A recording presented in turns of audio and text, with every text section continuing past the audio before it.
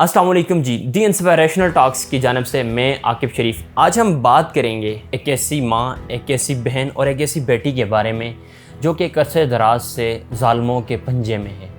और पूरी जो वर्ल्ड ऑर्गेनाइजेशंस हैं और इंसानी हकूक़ की जितनी भी चैम्पियन ऑर्गेनाइजेशन बनी हुई हैं, उन सब की आखिर ज़ुबानें क्यों बांधें?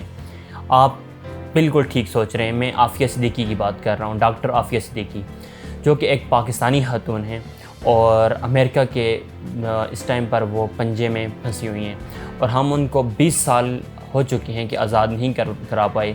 आखिर इसके पीछे ऐसी कौन सी वजूहात हैं या ये केस इतना गंभीर क्यों हो चुका है और इतना पेचीदा क्यों है? तो let's do some research on this topic. एक पाकिस्तानी राइटर हैं जिन्होंने एक किताब लिखी है आफ़िया अनहर्ड, और राइटर का जो नाम है वो है दाऊद गज़नवी। इन्होंने ये किताब लिखी है, ये हमारे आज की रिसर्च में काम आएगी। अगर हम बात करें आफ़िया सिद्दीकी के एज के बारे में, तो इस टाइम पर ग़ालिबन उनकी जो एज है वो तकरीबन 51 ईयर्स के लगभग उनकी एज हो चुकी है। और उनकी जो तालीमी बैकग्राउंड है वो सारा का सारा अमेरिकन है, और अमेरिका की भी टॉप की जो यूनिवर्सिटीज़ हैं उनसे उन्होंने अपनी ग्रेजुएशन और अपना जो है वो लास्ट डिग्री उन्होंने वहाँ पर कंप्लीट की। और इसके बाद न्यूरो साइंस के अंदर जो कि एक बड़ा टफ किस्म का मजमून है, उसमें उन्होंने ये सारी चीज़ें जो हैं वो सीखी थी। अब फिर उसके बाद होता ये है कि 2001 में वर्ल्ड ट्रेड सेंटर जो है अमेरिका में, वहाँ पर अटैक होता है, और 9/11 जिसको शॉर्ट टर्म में हम 9/11 का अटैक कहते हैं। इसके बाद होता यह है कि वहाँ की जो सिक्योरिटी एजेंसीज़ हैं वो सारी की सारी सेंसिटिव हो जाती हैं। तो ड्यूरिंग देयर ऑपरेशन उन्हें ये मालूम होता है कि एक ऐसा शख्स जो कि कुछ सेंसिटिव मटीरियल, बारूद और कुछ इस तरह के केमिकल जो थोड़े से सेंसिटिव और एक्सप्लोसिव नेचर के हैं, वो अपने साथ लेने की और ख़रीदने की कोशिश करता है। तो जब एजेंसीज उससे पता करती हैं कि आप ये किस लिए ख़रीद रहे हो, तो वो जवाब देता है कि मैं ये शिकार के लिए ख़रीद रहा हूँ। वो जो शख्स जिसको अमेरिकन एजेंसीज़ वहाँ पर देखती हैं, वो आफ़िया के हस्बैंड होते हैं, जिनका नाम है अमजद खान। उसके बाद वो कुछ अर्सा जो है वो पाकिस्तान आ जाती हैं, वहाँ से थ्रू एयर पाकिस्तान आती हैं और यहाँ पर 5-6 मंथ गुजारने के बाद दोबारा अमेरिका में चली जाती हैं। और इसी दौरान उनकी जो है वो तलाक भी हो जाती है उनके हस्बैंड अमजद खान से। इसके बाद ये कहा जाता है कि 5-6 महीनों के बाद जो डॉक्टर आफ़िया सिद्दीकी हैं वो दोबारा शादी करती हैं, और उनकी शादी जो है वो एक ऐसे शख्स से होती है जिसका नाम है अम्मार खान बलोच। ये जो है शख्स हैं, ये भतीजे हैं खालिद शेख मोहम्मद के, जो कि 9/11 के अटैक के मास्टरमाइंड जो हैं वो कंसिडर किए जा रहे हैं। ये जो सारी मेरी गुफ्तगू है ये मैं ख़ुद से नहीं कर रहा, ये अमेरिकन पर्सपेक्टिव आपके सामने रख रहा हूँ, क्योंकि हम देखते हैं यहाँ पर 2 नज़रिए, ये 2 लेंस हैं। एक हमारा लेंस है जिससे हम आफ़िया के केस को देखते हैं, और एक वेस्टर्न लेंस है। तो मैं वो भी आपके सामने रखने की कोशिश कर रहा हूँ कि वो आखिर ऐसी कौन सी वजूहात हैं जो आपके सामने प्रेजेंट करते हैं, तो हम उनको उन्हीं के दलाइल से आज शिकस्त देंगे। ये सारी कहानी डिक्लन वाच अपनी एक article the mysteries of Aafia Siddiqui के अंदर ये सारी बात जो है वो बयान करता है। और फिर वो ये भी कहता है कि आफ़िया की जो दूसरी शादी है, इसके बारे में जब उनकी फैमिली से पूछा जाता है तो वो इसको क्लेम नहीं करते, वो ये कहते हैं कि इनकार कर देते हैं। जबकि जो शेख मोहम्मद हैं, उनकी फैमिली से जब ये सारी बातें पूछी जाती हैं तो वो उनकी फैमिली इसको ये क्लेम करती है कि हाँ ये शादी हुई थी और ऐसा हुआ भी है।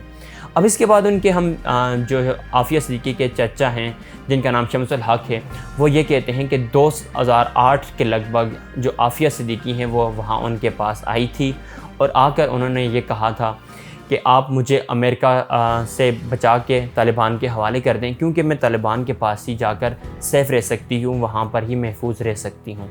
लेकिन फिर कुछ अरसे के बाद एक नोटिफिकेशन भी सर्कुलेट करता है जिसमें उनके चाचा जो हैं वो इस बात से इनकार कर देते हैं। तो अब देखें, ये जो केस है ये एक बड़ा गंभीर सा था, और इसमें एक बड़ी ऐसी सिचुएशन है कि जिसमें इंसान एक ख़त्मी राय कायम नहीं कर सकता, आपको दोनों लेंस को लेकर साथ साथ चलना पड़ता है। लेकिन यहाँ पर डॉक्टर आफ़िया सिद्दीकी का एक लिंक जो है वो तालिबान के साथ नज़र आता है कि मुल्ला मसूद जो तालिबान के टॉप लीडर्स थे, उन्होंने काफ़ी दफ़ा ये ऑफ़र भी की कि हम किसी भी प्रिजनर के बदले में आफ़िया को एक्सचेंज करने के लिए तैयार हैं इफ़ अमेरिका इज़ रेडी।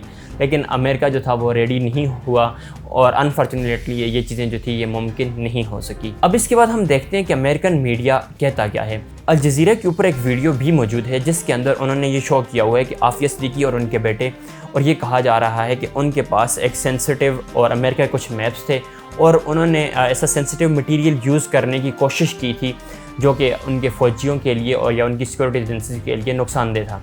लेकिन यहाँ पर फिर वही बात है, क्या उन्होंने नुकसान किया है अमेरिका का?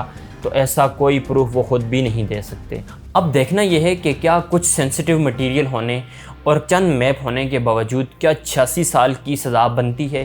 نہیں، آپ اس کو ان کے ویسٹرن اصولوں اور قوانین میں دیکھیں اور ان کے لا کے مطابق بھی دیکھیں تو یہ جو بات ہے یہ انجسٹ ہے اور یہ ایک غیر منصفانہ اقدام ہے، ایون کہ یہ ان کا میڈیا بھی مانتا ہے اور ان کو یہ ماننا پڑے گا۔ اب اس کے بعد ہم ایک اور چیز لے کر چلتے ہیں کہ ایک دوسری چیز، جہاں پر کرائم ہوتا ہے وہیں پر ٹرائل بھی کیا جا رہا ہوتا ہے۔ تو اب اگر کرائم وہ کہتے ہیں کہ افغانستان کے اندر ہونے کی کوشش کی جا رہی تھی یا افغانستان میں کرائم ہو رہا تھا، تو پھر اس کو امریکہ کے اندر آپ ٹرائل کیسے کر سکتے ہیں؟ یہ بات جو ہے یہ بھی ایک معقول آدمی کی سمجھ میں نہیں آتی اور یہ بھی ایک غلط اسٹیپ ہے۔ جب سوال کیا جاتا ہے کہ ان کے جو ٹاپ آفیشلز ہیں کہ آپ اس کو رہا کیوں نہیں کرتے، تو وہاں پر یہ بتایا جا رہا ہے کہ یہ کیس اس لیے بگڑا ہوا ہے کہ عافیہ صدیقی نے ہمارے ساتھ کوآپریٹ نہیں کیا، سائیکالوجسٹ کو بتایا گیا اور اس کے علاوہ لائرز وہاں پر گئے اس کیس کو ڈیل کرنے کے لیے، لیکن پھر بھی کوئی نتیجہ نکلتا نہیں ہے۔ حتیٰ کہ پاکستانی جو گورنمنٹ ہے اس نے اس ٹائم پر $200 ملین جو ہیں وہ بھی خرچ کیے کہ عافیہ کا کیس جو ہے وہ سالو کیا جائے، لیکن یہ کیس آج تک حل نہیں ہوا۔ اور اس کے ساتھ ساتھ آپ کو پتہ ہے کہ دنیا میں جس کے پاس پاور ہوتی ہے وہی بندہ جو ہے وہ دنیا کو رول کر رہا ہوتا ہے۔ تو پاکستان کی کنڈیشن آپ کو پتہ ہے کہ یہ ہمارے لیے بڑی ایک شرمناک صورتحال ہے کہ ہم اس سٹیج کے اوپر ایک یا جو ورلڈ کے سٹیج ہے اس میں ہم کنٹریبیوٹ نہیں کر رہے، تو اس وجہ سے جو دنیا ہے وہ ہماری بات ماننے سے بھی انکار نہیں کرتی۔ اب یہ دیکھا جائے کہ کیا عافیہ صدیقی کا طالبان کے ساتھ کچھ ریلیشن تھا، تو لازمی بات ہے کہ آپ دیکھیں اس ٹائم پر جو امریکہ کر رہا تھا عراق کے اندر جو اس نے کیا، تقریباً 1.5 ملین لوگوں کو اس نے مار دیا بغیر کسی ریزن کے، اور آخر میں کیا کہا کہ ہم ایکسکیوز کرتے ہیں، ہم سوری کرتے ہیں کہ ایسا کچھ بھی نہیں تھا۔ تو محض انہوں نے کیا کیا کہ اپنے شکوک و شبہات کی بنا پر وہاں پر ایک بڑے لوگوں کی تعداد جو ہے ان کو قتل کر دیا گیا۔ اس طریقے سے جو افغانستان کے اندر وہ کر رہے تھے وہ بھی کسی بھی اینگل سے جائز نہیں تھا، لیکن انہوں نے کیا کیونکہ ان کے پاس طاقت تھی۔ تو عافیہ صدیقی کی اور ہر انسان کی، کوئی بھی جو شعوری انسان ہے اور اگر ہو بھی وہ مسلمان، تو اس کا ٹلٹ لازمی بات ہے وہ مسلم کنٹریز کی طرف ہوتا ہے، تو اس میں کوئی شک و شبے کی بات نہیں ہے۔ عافیہ صدیقی کا کیس مذہبی بنیادوں سے اٹھا کر ہم اس کو انسانی حقوق کی بنیادوں پر دیکھیں تو پھر بھی یہ جو کیس ہے یہ بڑا ویلڈ کیس ہے اور اس کو ہم ہر طریقے سے جسٹیفائی کر سکتے ہیں کہ یہ جو ہو رہا ہے یہ غلط ہو رہا ہے، انجسٹ ہے اور انفیئر ہے۔ ہم سب کا جتنا دائرہ اختیار ہے ہم وہ کنٹریبیوٹ کر رہے ہیں اور کریں گے۔ آپ سب بھی اور میں بھی اللہ تعالیٰ سے دعاگو ہیں کہ اللہ تعالیٰ تمام عالم اسلام کے مسلمانوں کی مدد فرمائے۔ ہم ملتے ہیں ایک نئی ویڈیو میں ایک نئے ٹاپک کے ساتھ، تب تک کے لیے اپنا بہت سارا خیال رکھیے گا، دیجیے گا اجازت، اللہ حافظ۔